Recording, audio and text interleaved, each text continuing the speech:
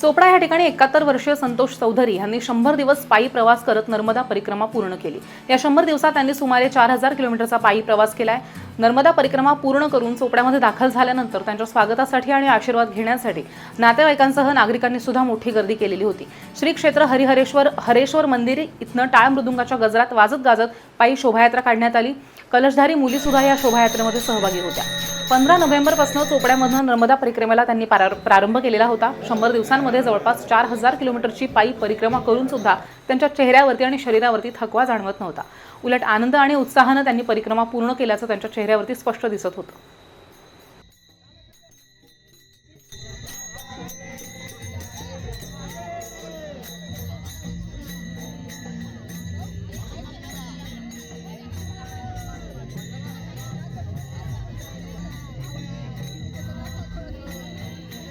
बाबा, आपण नर्मदा परिक्रमाला कधी गेले होते आणि किती दिवसाचा नर्मदा परिक्रमा होती? नर्मदा परिक्रमाला मी सुरुवात 15 नोव्हेंबरपासून केली होती।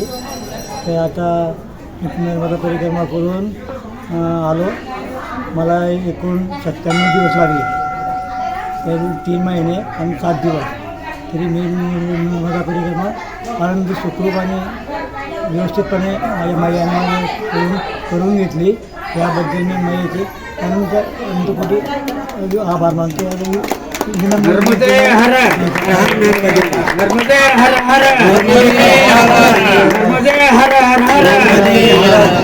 तसे जीवनात येऊन एक मनुष्याने एकदा नर्मदा परिक्रमा ही केलीच पाहिजे।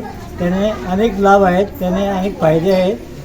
जे आपल्याकडे पितृदोष वगैरे असे काही असतात, त्याला आपल्याला पितृदोष निवारण किंवा काय म्हणतात ते आपले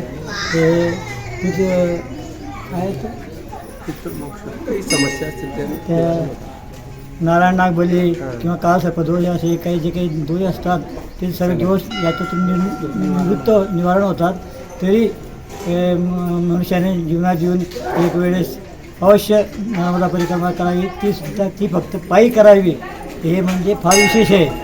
लोक करतात, गाडीवर करतात, वाहनावर करतात, त्यांना बी लाभ मिळतो। मग हे सर्वांना आनंदाने सुखाने प्रवास करून पार पाडते आणि मग ते फार आम्ही ऋणी आहोत आणि मग ते आभारी आहोत। मग आमच्याकडून ही परिक्रमा करून घेतली आणि या उतार वयात देखील मला कुठली बाधा न होता देखील त्याने माझ्याकडून ही परिक्रमा करून घेतली। माझे भाव आणि माझी सेवा पाहून यांनी मला खूप सहयोग दिला आणि माझे नर्मदा परिक्रमा यशस्वीरित्या पार पाडली। त्याबद्दल आपले सर्व संत मंडळींचे आणि वार्ताहरांचे आणि सर्व मंडळींचे आणि सर्व परिसरातील लोकांचे मी ऋण व्यक्त करतो आणि येथे नर्मदे हर।